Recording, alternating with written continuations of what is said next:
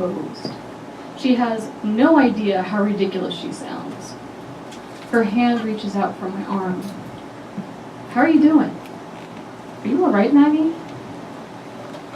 I probably look like I'm about to cry, and the near frown on her face is more than I can bear. I know she's a counselor, I know this is school, but she looks like she painted concern on her face along with that caked up clown foundation layering her cheeks. Oh my god, I can't speak. I can't. If I do, I'll lose it. Her hand is sweet and cool as it rests on my forearm. Her children stare at me from the bookcase behind her, and their eyes are dark and moist, full of hope and life. She has a collection of miniature teacups surrounding her children, and I remember when Dad took me on the teacup ride and I threw up all over him. Instead of yelling at me or asking if I was okay, he just laughed. I was so relieved just to not be in trouble that I began to giggle, and soon we were both doubled over with laughter. The rest of the day, he would pretend he was gagging and about to throw up on someone, and we'd both burst out in hysterics. Mom just rolled her eyes and walked away. She leans over and is inches from my face now. Her eyes are questioning pools of concern. She's as sincere as her children are hopeful. This whole room is life-affirming, from the open shades revealing the trees and flowers outside, right down to the frames on her degrees. No plain Jane Black document picture frames here. No. Her degrees are framed in chestnut-colored wood. Her head tilts to the right. Maggie? I can't do it. I can't not laugh. If I answer her, so I just nod my head up and down. Up, down, I'm fine. Her eyes narrow as if caught in a sudden flash of sunlight. Her voice is slow, carries a weighted suspicion as she leans down to my eye level. Are you sure? You know I'm here to help, right? Her kindness is unbearable. It just makes the ache in my ribs worse. I may only be 15, but I know what's appropriate and what's not. Mom will kill me if I laugh in the counselor's face, especially when I've been called in because of my best friend's suicide. They'll lock me up for sure. It seems like it takes her forever to sit back up straight.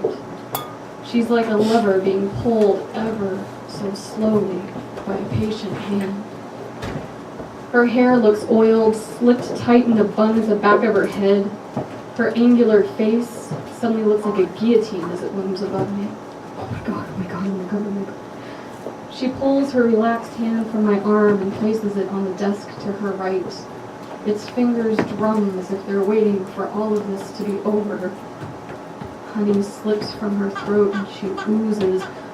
I'm going to recommend a friend of mine to your parents, Maggie. Someone who's a little less removed, or a little more removed. She's wonderful. I think you'll really like her. Her eyes drop like anchors.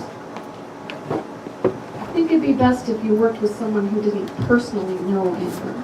Don't laugh. Nod, smile, silence. Look at the floor. Close my eyes. Take a deep breath. Try to remember that meditation thing that Amber taught me. Concentrate on each breath. Don't laugh. Breathe in deep, slow. Don't laugh. Exhale through your mouth. Don't laugh. Repeat. Listen to your breath move through your nose. Listen to the air hiss from your lungs. Open my eyes. She's wearing navy mid-heels my mom would hate. Her ankles are tiny, painted shimmering by stockings, and she flexes her right foot, slowly moving it back, forth. It's keeping time to the world's slowest waltz. My neck is heavy, and I manage to lift it. Her head sits cockeyed on her neck like she's listening hard. Thank you, I blurt, and there it is, the chuckle.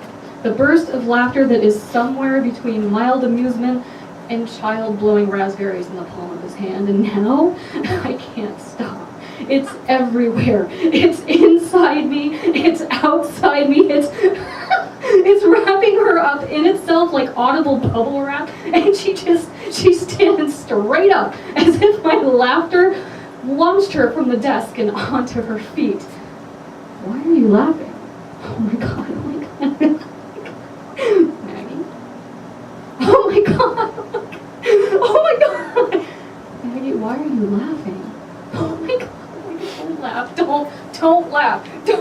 Don't stop. Just stop. She holds me, arms rigid, tighter than they should be. Her jacket a wire brush scrubbing my cheek, and she's shaking.